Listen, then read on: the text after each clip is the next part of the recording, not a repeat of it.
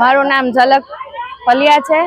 હું અહીંયા ફન વોકમાં આવી હતી અને અહીંથી ખૂબ સરસ વસ્તુ જાણવા મળી કે ફોનના આપણે ગુલામ નથી, આપણે ફોનના માલિક છીએ। ફોનને આપણી સાધના ના બનાવવી જોઈએ અને ફોનનો બને એટલો યુઝ ઓછો કરવો જોઈએ।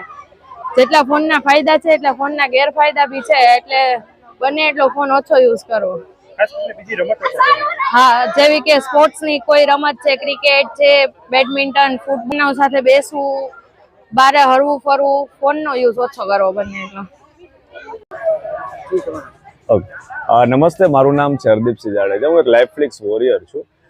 આજે બાળકોએ રવિવારના દિવસે એક અલગ જ પ્રકારનો કાર્યક્રમ કરેલો છે, જેમાં એ લોકોએ સમજાવ્યું કે તમે મોબાઈલના માલિક છો કે ગુલામ એ નક્કી કરો। જો તમે મોબાઈલનો ઉપયોગ મની, હેલ્થ અને તમારા કરિયર માટે કરો છો તો તમે એના માલિક છો, અને એના સિવાય કોઈ બીજી જગ્યાએ ઉપયોગ થાય છે મોબાઈલનો તો તમે એના ગુલામ છો।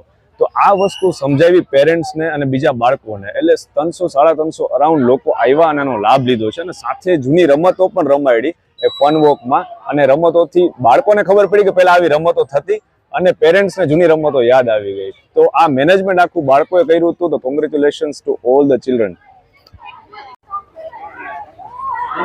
ગુડ મોર્નિંગ એવરીવન, મારું નામ મકવાણા રિદ્ધિ છે અને હું એક લાઈફફ્લિક્સ વોરિયર છું। અમે લોકોએ આજે મોબાઈલ ડી એડિક્શન માટેનો એક ઇવેન્ટ કરેલો છે, અને આ ઇવેન્ટ એટલા માટે છે કે આજની જનરેશન, પેરેન્ટ્સ, એવરીવન બધાને બસ મોબાઈલનું એડિક્શન છે।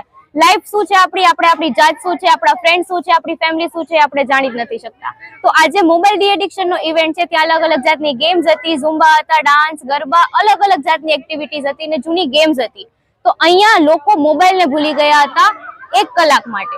તો હવે એ લોકોને એ જાણ મળી છે કે 1 કલાક માટે ભૂલ્યા તો એ લોકોનો કેટલો આનંદ મળ્યો છે। તો હવે એ લોકો લાઈફ માટે આ બધી એક્ટિવિટીઝ અપ્લાય કરશે એ લોકો ઉપર, તો એ લોકોને કેટલો લાભ મળશે।